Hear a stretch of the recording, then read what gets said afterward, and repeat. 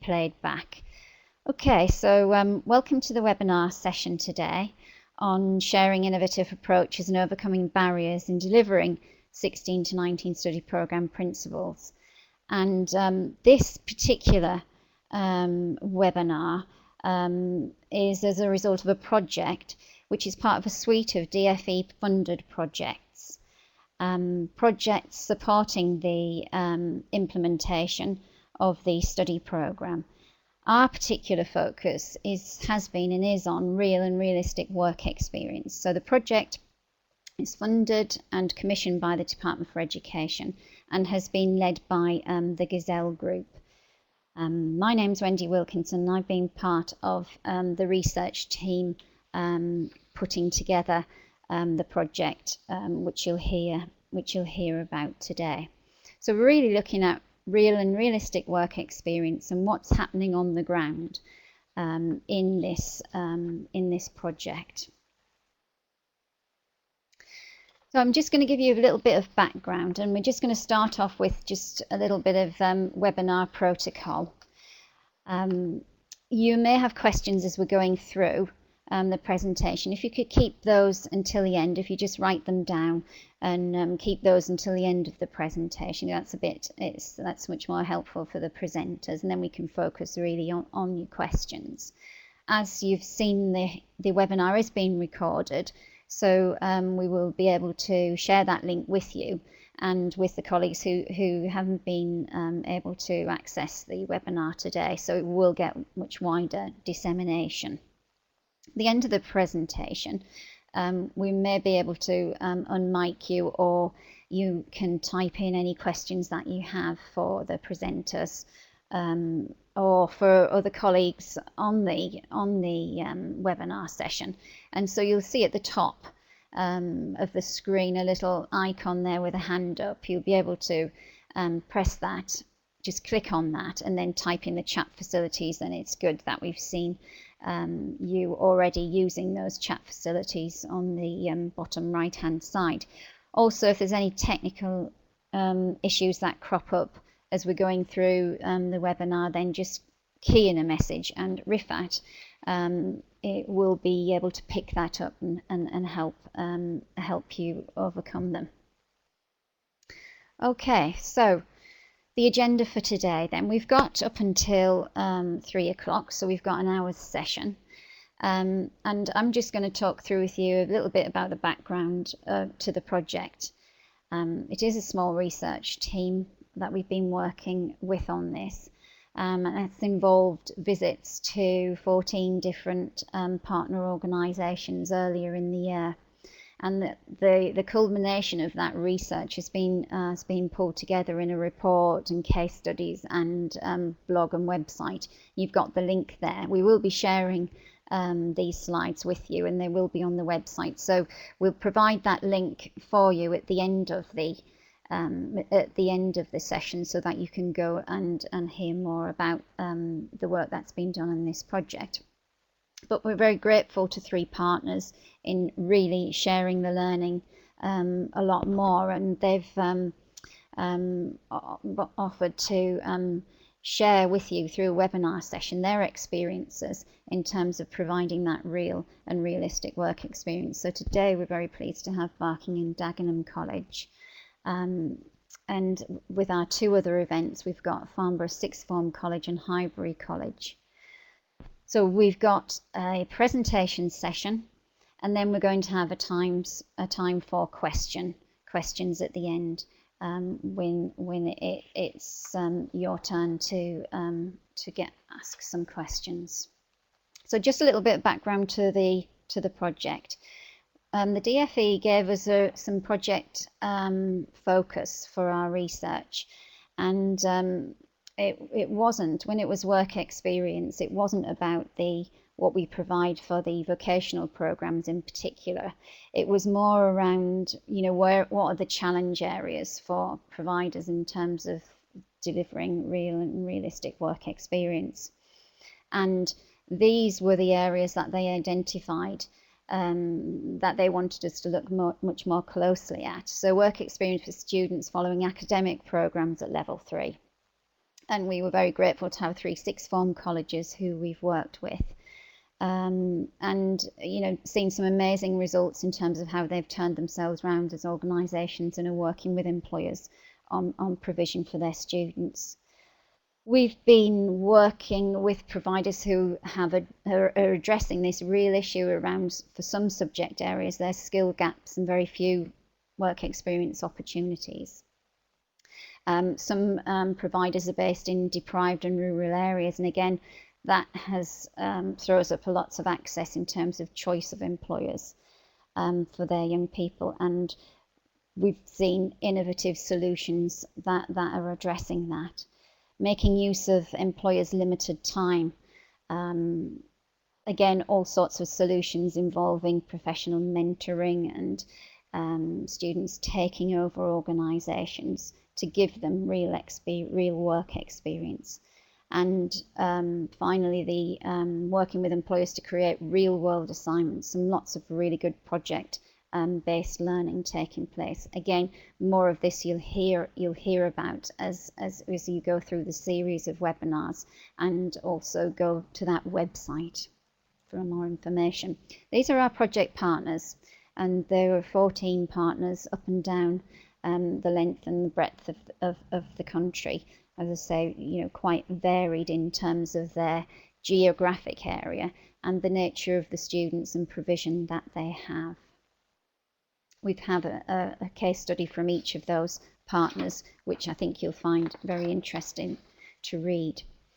So as we were going through the research for the project, when we started off, we didn't know exactly what we were going to find in terms of how organisations had been turning themselves around to deliver this very challenging realistic work experience and real work experience. But there were some quite common themes that were emerging as we progressed with the project. It was interesting, the development of strategic partnerships that providers had been looking at, strategic partnerships with their schools, with LEPs, with chambers of commerce, and working on strategic local priorities with their local employer base. So that was quite interesting, and that was coming up. They changing their structures and systems to monitor and to evaluate work experience. Also to support work experience with some of the different staffing that they were employing to actually deliver, to coach, and support the learning and the work with employers. Enterprise culture was being we were seeing that coming through loud and clear, with commercial ventures being developed to develop employability skills and provide that real work experience, but also to develop a competitive approach in terms of building employability skills and raising standards. We saw a lot more enhanced IAG and tutorial support through this program, where work experience and the work experience journeys being recorded, and students are reflecting on their experience. That was coming over much strongly, and centralised provision for that within programs. So a lot of creativity in terms of experience of work, and in particular around employer engagement, how providers are involving employers in providing real and realistic work experience. So that's just a very brief overview of the project that we're working on. What I'm going to do now is to hand you over to our presenters today for this session, and we're very grateful to have Barking and Dagenham College, and we've got three of their key staff at Barking and Dagenham. We've got Debbie, Darren and Howard, who are going to share with us their experience of engaging employers and on work-based learning.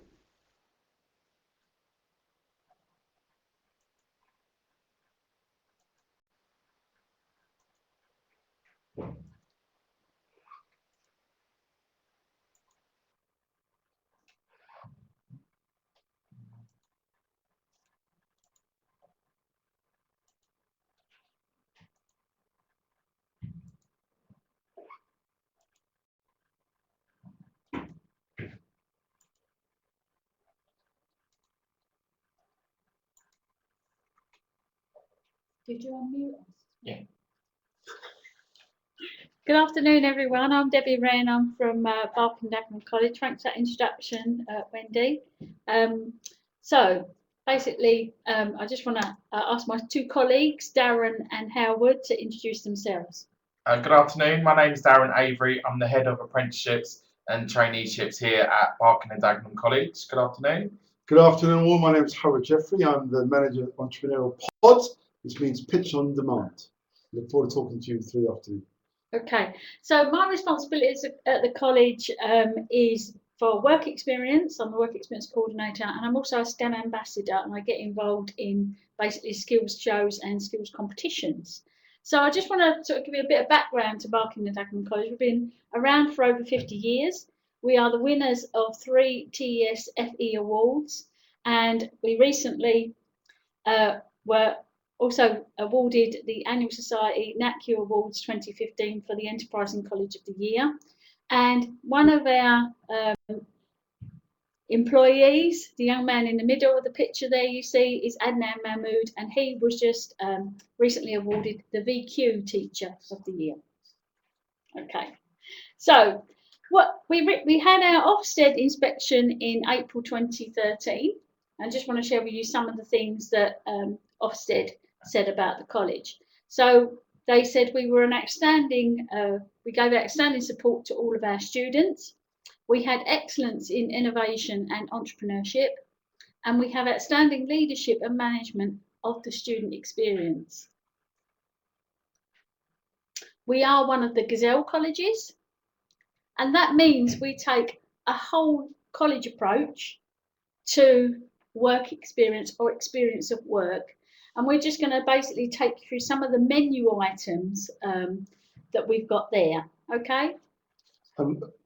This is Howard now. I'll tell you a bit about our ambassadors and volunteers.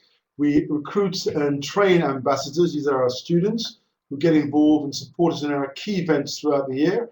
In the next few weeks, they'll be involved in enrolment, supporting the enrolment process. As Debbie alluded to earlier, during the inspection, their job was to take around the inspectors around a very large campus, used from the different parts of the college, and they were their tour guides throughout that time. These ambassadors learn a range of employability skills. They learn timekeeping, communication skills, and they often have to deal with very stressful situations where people are arriving in all the time. So it's a great experience for them. We pay them for doing that, and we have about 30 ambassadors working for us in the college at the moment. Okay. So in terms of, they also basically help us with the many sort of VIP and MP visits we have to the site as well. In terms of the employer workshops and how we engage with employers, again, what we've recognised is we are the home of the small business in Barking and Dagenham locally. We have less than 30,000 businesses, less than 4,000 businesses who are VAT registered. So it is a very, very micro-sized businesses, basically 1 to 9 size employees. So we have to really adapt to that sort of requirement and to help them to engage, if you like, in the college and to engage in skills, in the skills agenda locally. So we do that in a number of different ways. In skills competitions, that's all about advancing the vocational skills knowledge base that we have within the college. So we engage all of the students in skills competitions. And then we use employers to come in and act as judges, which they do very well. We've managed to sort of master that, if you like, and the employers we find really engage well with that because they can recognise then the industry standards that we are teaching in the college. We have lots of interview skills workshops, and that means the company's only involved or the employer's only involved for perhaps a few hours of their day, not taking them totally away from their business. And again, they value that. It gives them some experience of interviewing people as well, they tell us. We have lots of visits to employers so that people can actually see a process in practice that they're being taught in the classrooms. And also to sites, because we have a lot of construction curriculum here, and that's very, very effective in getting people to understand sort of the different phases that happen on site and how all different trades work together. There's lots of work shadowing opportunities again. Again, that's very, very simple for these small employers to engage with. The speed dating works very well. What we find is that across the wide curriculum that we have here, again, employers can come in and they will give, you know, part of their day, a few hours of their day, to engage with our students by doing some interview skills techniques, or, you know, just some sort of speed networking, and then they will give feedback to the student, which is again great in terms of the students' employability skills and how they prepare themselves for interviews. And then we have annual employer fairs, particularly for childcare and construction, where employers will come in and actually recruit from our student body here, whether that's sort of employees or apprentices or traineeships into their organisations. Just to add to that, recently we have something called the Barclays Challenge, in which Barclays Bank headquarters in Canary Wharf invites 25 of our top entrepreneurs to come down and spend a day at the bank, in which we do a range of activities. But one of the interesting activities is during the middle of the day, we have a speed and working activity in which 25 Barclays Bank managers are matched with our students, and they go around in a carousel and they do a 5-minute pitch to these bankers about their activities and their business ideas. And that's a good way of getting the students to pitch very quickly to very reputable employers. Also in the afternoon, they offer us to do a kind of challenge in which we have to make a product and sell it to the bankers at the end of the day. So that's another example of the kind of things we're offering, giving students real opportunities to meet real business people. I'm also responsible for the student outlets. At the beginning of last year, there were some shop fronts built to the front of the college. You'll see the picture at the end of this presentation. And we had a Dragon's Den approach to it, where there were four vacancies available, and businesses had to pitch and do business plans to a panel of judges, and those were the 4 winners. Two Fix Solutions, which is a shop that sells computers, fixes them, and also does a lot of coding and web design. Bloom and Delicious is a shop which, again, is a flower shop. We do commissions and we also sell to the public. Bits and Bobs is a stationery shop run by the LLDD department, and it's now linked to a charity. The shop raises money for the St. Francis Hospice, the local hospice. And Pop Pips is a photography shop where the students, again, take photographs and take commissions. Examples of all those 3 are examples of how entrepreneurship can work. The students are in charge of the planning of it, they're in charge of the budgeting, collecting the funding, doing outside activities. They've been great successes. Two Fix Solutions, probably our biggest success. They actually have commissions now. The last commission they did was for the National Health Service. They made an app for young doctors in the local hospital. So again, it's giving the students an opportunity to run real businesses in a shop front situation in which they have targets and they have to make funds. Moving on now, we have real work for students. This is another development of the learning company idea, where groups of students work together on live briefs and live commissions. We have several different companies within the college. The construction company is by far the biggest, and we do work outside and inside the college. Last year, for example, we painted an entire primary school during the summer. It was a live brief. We worked with another company, and 7 of our students painted the school. At the end of the job, 2 of the students were taken on as full-time employees by the company who were working with us. But throughout the year, we have quite a wide range of briefs coming in, from photography, filmmaking, animation. You always name it, and we respond in a way. And all the time, the students are involved in the brief. They do the costings. We do quality control from the curriculum, and these students are often recommended by their tutors. It's paid work. They're paid. We pay them at a minimum rate. And on the whole, what's been very helpful is that students see the opportunity to work at a fast pace. The example I'll give you was that we were asked to do a conference, and in the middle of the day, the conference organizer asked us to edit the film for the evening, so the guests who come in the evening could see the film. Students normally are given 2 weeks to edit a piece of work. They have to do it in 3 hours presentation, and that's real work, and that's what's like in the real world. They did it, and in the evening, the guests who came saw a 3-minute presentation of the whole conference. And finally, we have a thing called a talent bank, in which students who have skills put their name down. When jobs come along, we match them up to jobs. These could be students who are, for example, we have a very talented animator who is actually a carpenter. That's his different job. So he's given an opportunity to use a lot of talent in the talent bank. Again, it's managed by the pod, and the students are paid for these activities. Okay, and then of course we have external placements. Our approach to external placements are that they are very much part of the study programme, and it's all about development of basically the vocational knowledge and the T-shaped skills of our learners. So all of the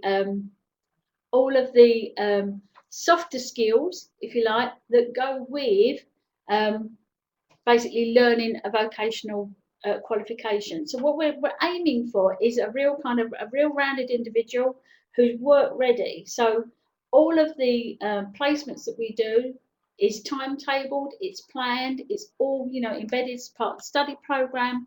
It's kind of loud and clear, and very much part of the study program. So they know about it right from the start. It's not oh, I didn't know I had to do work experience or experience of work. It's a very much part of the program, and that's what you are signing up to. Okay, so let's go over to look at the development of the T-shaped work-ready people. So these are some of the skills and qualities that we're trying to deliver from that big menu of options in terms of experience of work and then work experience. So we want people who are motivated, who are creative, who are hardworking, who can learn new skills quickly, are entrepreneurial, are good communicators, have resilience so that they fail and then they pick themselves up and they learn from that. They are innovative, they become team players, they're confident, they're well mannered, they're adaptable, and they have great time management skills.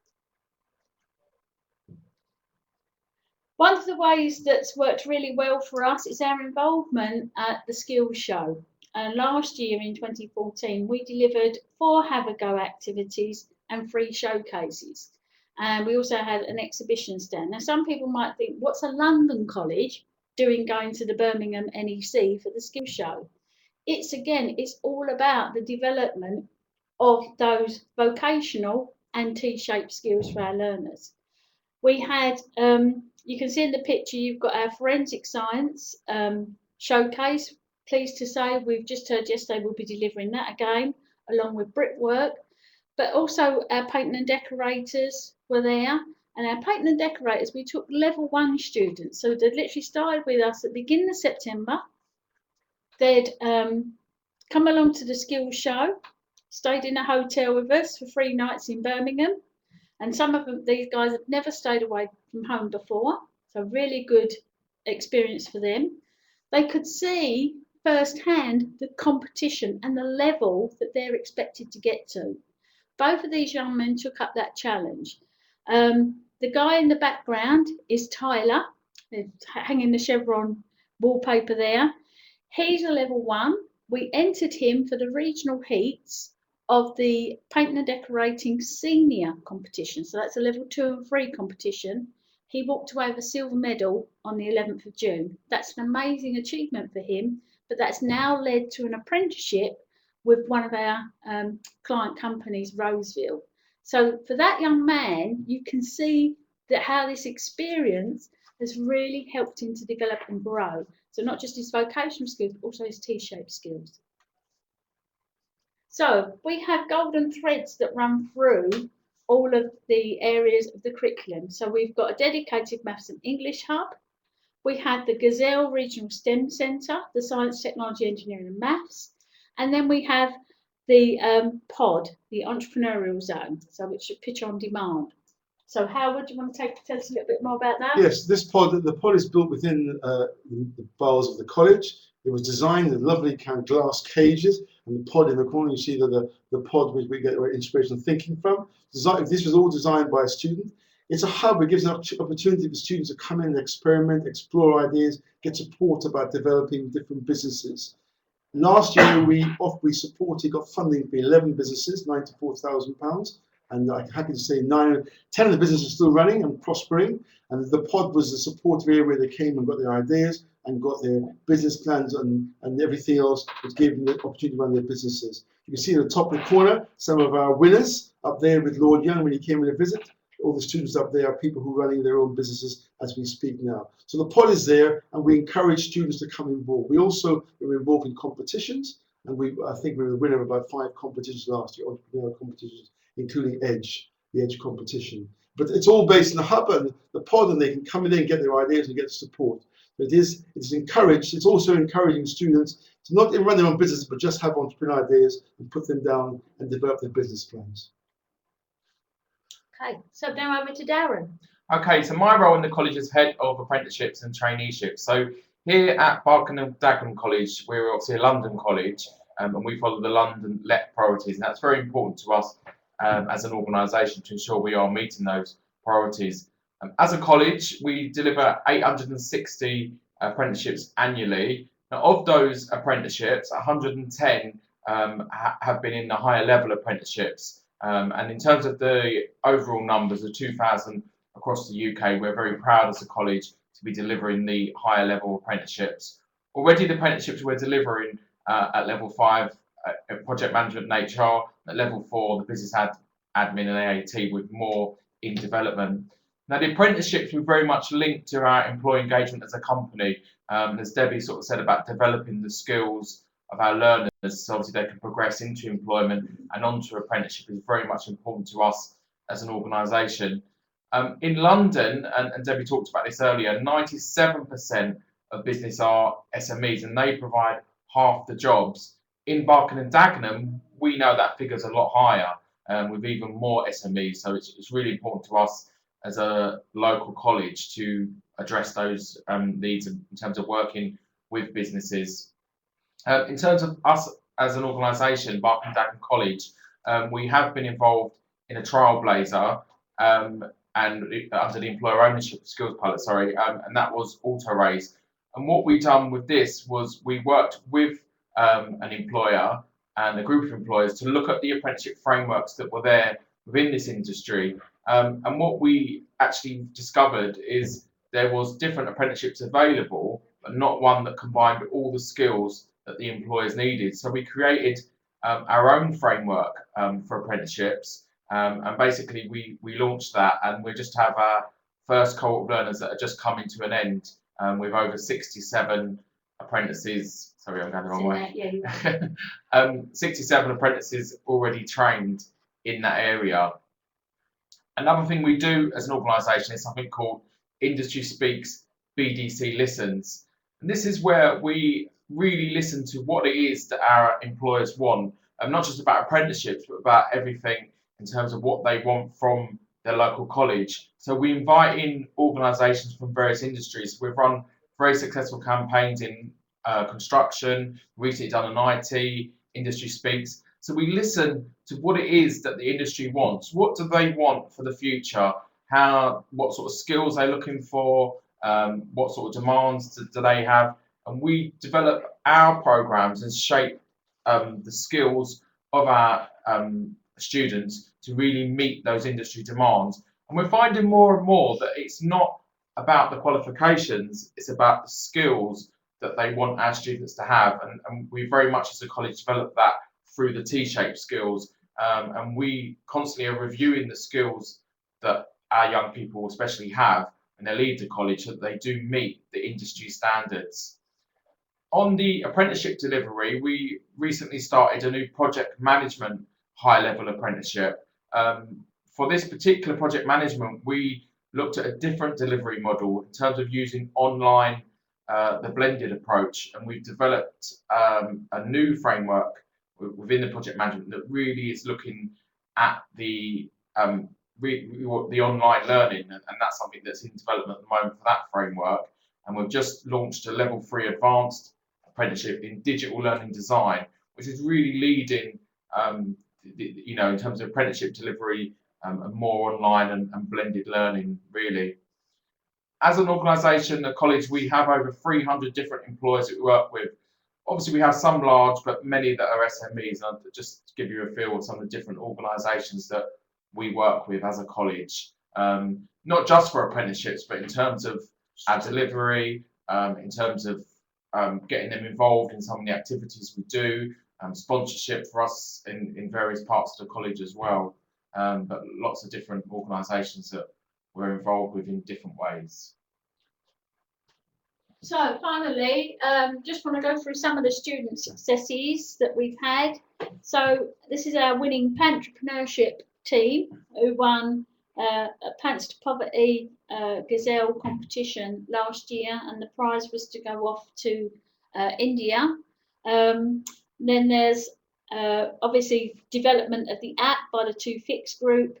This is in the background you can see our I Create at BDC centre, which is a large kind of mezzanine area at the college where all of our media, creative sort of classes take place. And this is a young man that you see in the picture. It's one of the students who helped design the layout for that area. So again, we use all of the sort of skills internally within our student body to help us design and create new learning environments and to take an active role in their college. So that's the end of our presentation. We're just going to leave you with a picture of the front of the college there, and as you can see on the left hand side of the picture, basically where you've got the sort of blue and green sails at the bottom there, that's where the retail outlets are, and obviously we're surrounded by residential property, so lots and lots of our local neighbours come in, and also our learning and development centre is also the local public library, so we do get lots of sort of through traffic in the college as well. So thank you very much, and over to you now for questions.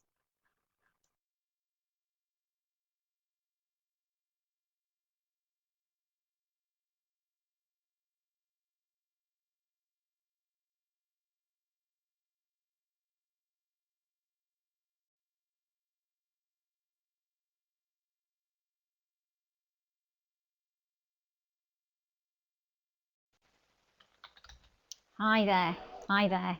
I hope you can all hear me now. Well, what a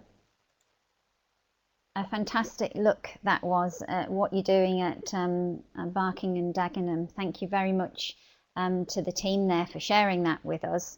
And I'm sure there's questions that will be raised from our delegates online. It is time now for our delegates to raise any questions, and you can put your hand up or you can start typing in your question now, and I'm sure we'll be able to answer those. So who would like to start with a question? If you've got a question, if you'd just like to type that in the chat facility area, which is on the bottom right hand side. Okay, we've got a question there. Can we just move that down, Rifat, so we can see? Let me just move that up. And we've got, who have we got first? Kevin Baines. Thanks, Kevin. Do you deliver traineeships, and if so, what model do you use? Yeah, they're interesting around how you've been developing your traineeships. I think is that a question for you, Darren? Yeah, definitely. Are you able to pick up on that? Because that's really important, isn't it? The traineeship and the extended work experience model. Yeah. So we do deliver traineeships as a college. The model that we have mainly been using is our employer first model. So it's where we take an employer and we develop a traineeship program for that individual employer. So we have run some traineeships with the local authority, that's Redbridge, one of our neighbouring boroughs, and we work with them. We already deliver a business admin apprenticeship with them, and what we've done is we've delivered a traineeship really to help deliver and get the right people on the apprenticeship program, and we've had very good success with that. I think it's just over 90% of those trainees progressing into apprenticeships with Redbridge. It has been small numbers. It's only been I think we've had 11 in total that have gone through that particular programme. We've also worked with one of our construction employers, and they, again, we are as an existing relationship where we're delivering apprenticeships, and we've delivered what we call our multi-skills traineeships.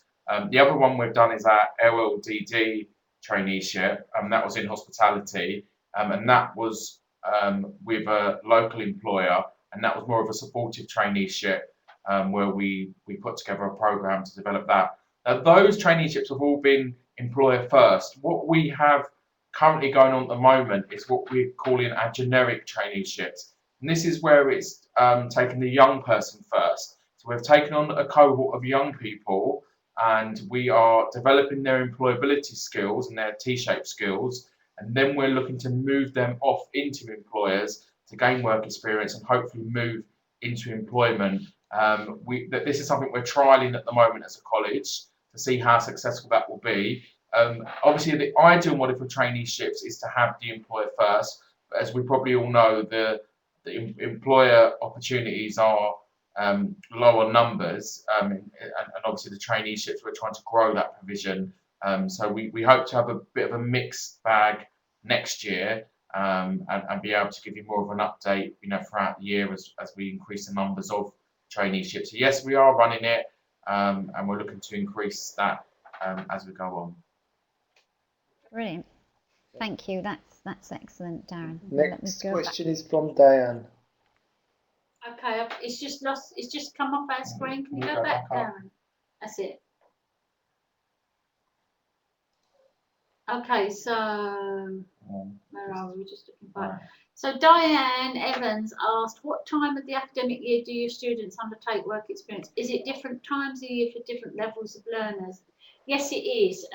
We have basically every study programme has obviously the work experience hours that are timetabled for different, so it's at different times of the year. But then it's scheduled in with a scheme of work around employability as well. So obviously we don't send them out totally unprepared. We obviously prepare them first. And obviously we do a lot of work with kind of employers. We have a sales team. So if we're looking for particular placements in particular sectors, we'll alert our sales team to help us find those employers, if you like. Sometimes we do have to do a bit of an adapt and a fix because it's difficult to always, if you like, have everything all lined up. But in the majority of cases we do. We've got we've been here for over 50 years. We've got well-established relationships with employers, and so it is as well. It's about sort of trying to then convert some of those work experiences into apprenticeships. So it is different. It's different times of year for different levels. Exactly that. But it is, basically it's known up front that you will do work experience when you come to this college. Next question is from Mike George. Hi, Mark. It's with regards to the work that the students get paid for. Is it the college that pays the wages, or do the partner cover this? It depends what it is. If it's external work, we have clients, and the clients we broker a deal for the students, or they will help involved with the brokering, and they're paid by what the client pays us. We pay them at the minimum wage, and the client pays us, and we pay the students. Sometimes the students are doing internal work, like for example, this very moment they're painting the entire college canteen. That's an internal job, and therefore they're paid via the college to us. We have a company which looks after all the student activities, and that company brokers all the work, both internal and external work. And as I said, we pay the students normally in a monthly into their bank accounts, and we collect the money either from the clients externally or internally transfers from different college departments. So that's helpful. When do you want to take the next one? What's the next one? Right. The next question is from Ian. Do you have any issues related finding Okay. meaningful external work experience. Can you hear that? Can you see that? Yeah, I can see Ian's question. So basically, for things like performing arts and media, there is a lot of, for media particularly, there's a lot of external commissions that come in that we're able to solve, if you like, from, you know, kind of doing those real work for students. When it comes to the performing arts and technical theatre, media, makeup, etc., we have our performing arts school is based at the Barking Broadway Theatre, which the college runs.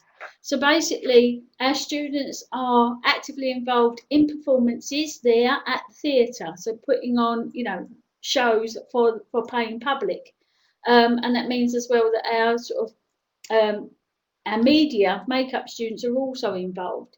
So lots of it's done there, but then they also work with lots of other organisations. So there's links with the Barbican, there's links with other theatre groups, local theatre groups called like Punch Drunk, the Arc, you know, where they go on and they give, if you like, performances in schools or, you know, other kind of community outlets that our learners are involved with.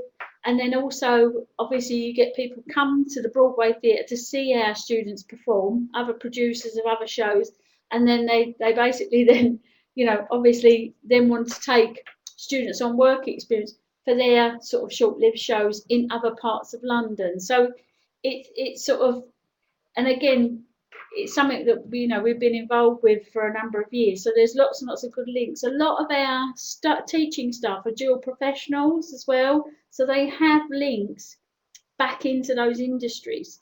So, for example, some of the lecturing staff we've got who work in the creative areas, there's one of the guys who's worked with Ridley Scott on Prometheus, as a creative director. There's someone else who's got links with, who's done work with Disney in the past. So there's lots and lots of dual professionals, lots and lots of good networks. And as I say, there's been producers who've come to us and sort of asked to have our students on work experience. So there's, again, lots and lots of good connections. Another good example, one of our students, Emmanuel, got to the finals of the voice competition and the singing competition in the evenings. He came third actually, and since then it's opened up more opportunities.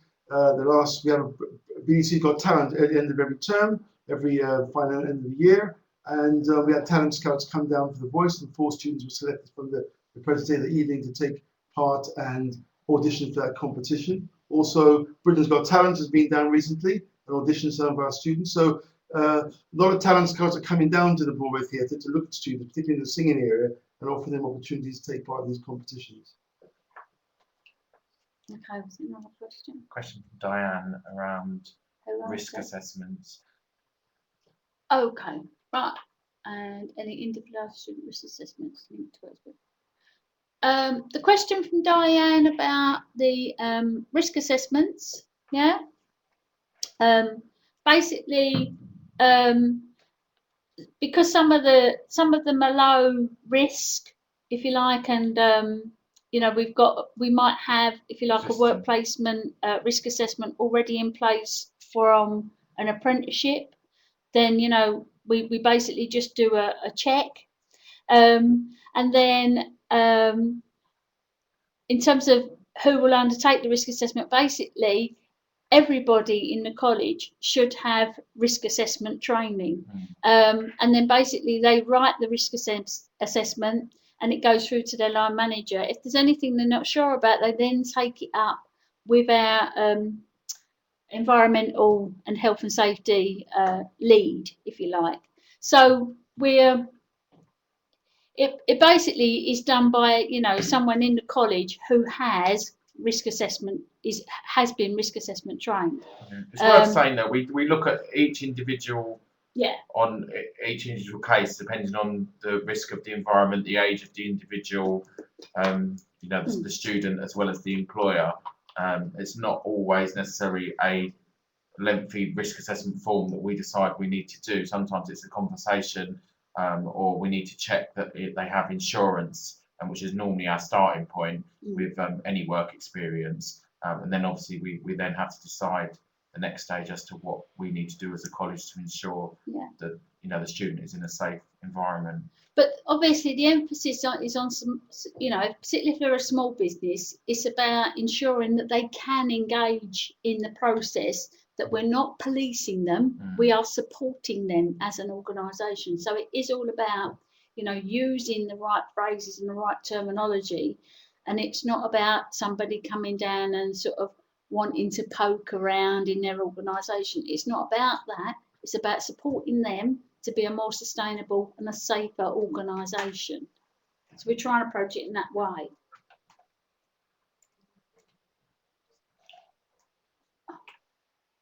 Is that the I think that's looks like our final question from the text so far. Can I just ask a question about the structure within the college? It sounds like the three of you work very closely together to look at employer engagement and to look at how you develop opportunities across the board. Can you say a bit about the structure within your college to actually pull that together and to give experiences to all of your students? So basically it starts from, our motto, if you like, is BDC, the sort of students first, staff always. So it is always all about the student. The structure, if you like, I suppose is very traditional of other colleges. I don't really know, but if you like, because the study programme and the work experience is planned, and we know that it has to happen, because it's it's sold as part of the study programme, then everyone knows and is aware, So then it basically starts from there. So we talk to, as business, we have a sort of team of business support people. We have a team of curriculum directorates. So we've got 2 curriculum directors, and they look after all of the curriculum. But we talk to them about what their needs are. Okay, so then we talk to them about what their needs are. If they've got any gaps, we then look to Howard and his team in the pod to see if there's any real work for student briefs coming through. And then we basically will look then to the sales team to help us go out and generate some new placements if they're needed. And that happens, kind of in the minority of cases, I think, because what happens is, because we have all these other kind of opportunities for employers to come in and engage with us, that we're very good at. BDC industry, the industry speaks, BDC listens, the sort of speed networking, the annual employer fairs, stuff like that, that companies will readily pick up the phone and come in. And so we're quite sort of fortunate in that we've developed really good working relationships. We've got good relationships with the local authorities in terms of strategic partnerships, because of sort of, funding and austerity measures, their provisions, really shrunk over the last sort of 5 years. And so companies, they're not being, the borough used to provide a good business support network that was, funded, but that's no longer funded anymore. So there's real opportunities for us to help these small businesses, A, to sort of stay in the borough, and B, to flourish in the borough. And so that's what we're trying to do with the small businesses. With the larger employers, it is more of a strategic relationship, and it is about, having those people who work within our curriculum, who are the dual professionals, who can talk knowledgeably, about the particular sector. And I think it just all works. I don't know how quite, but we have college leadership forum, meetings where we, different college leaders get together. We're quite good at talking to one another and, being supportive of one another. Debbie, we've got about 5 minutes left for the conference, and I think there are still a lot of questions coming through from Kevin particularly. So if you could pick up those questions, please. questions related to the traineeship as well as. Yeah. Um, Okay. So Kevin's asked for the issues around traineeships. It's not been plain sailing. We have had issues. Just some of the issues we've had, and now we've overcome them. So Job Centre Plus, we've worked very closely with our 18 plus trainees on traineeship with Job Centre Plus. So we've put an agreement in place with our local job centres where we have traineeships that they have arranged for them to be exempt from signing. It's not a given, it has to be arranged. We've had to have meetings, we've had to have agreements put in place around attendance to ensure we're monitoring that. We've had to have an open door to Job Centre, which obviously is not an issue for us, but where the advisors can come in and see how their customers are engaging with us. So that's something we've put in place. Support arrangements. So it's very good to have work placements, but sometimes young people have financial difficulties, and we've had to put in place sort of additional bursary or funds, as it were, to support that when they go on to placement if they don't have any money, and that's something that obviously we've had to put in place as well.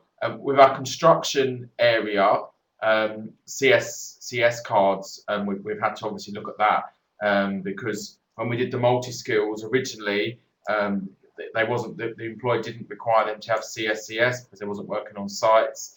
And then as we worked with the individuals and we realised that they was going to be going onto sites at some point, that CSCS was needed, and we had to look at putting that in. As a college, traineeships we're still going through those barriers. The numbers are quite something that we want to grow as a college, and it's really about that employer first model where we can get the employer, get them engaged, and we are as a college looking at those employers that are delivering the apprenticeships to see how we can strengthen that relationship to expand that into traineeships really. Okay, the next question is from Diane. It's related to how you evidence students' engagement with work experience and how do you record attendance at work placement? So basically, they have a number of different logbooks. There's a student log, and then also we record that on. We're looking at sort of tracking systems, but basically it's all recorded in terms of the timetabled element, and then we're looking also at another system that we're looking to purchase and to use that, if you like, tracking system to record the work experience and also the impact and development of their T-shaped skills as well. So there are kind of, software solutions out there, and, we haven't found, utopia, but we are looking at them and we are sort of adapting and developing them as, with the external companies. Okay. Okay, Wendy, you've got about 2 minutes now to take Kevin's question and maybe summarize the presentation. Wendy, it's yours. Right, I can't see Kevin's question. Oh, Kevin's question is in relation to a CRM system. Do you have a CRM system as part of your engagement, and how is it used, accessed? Right, so basically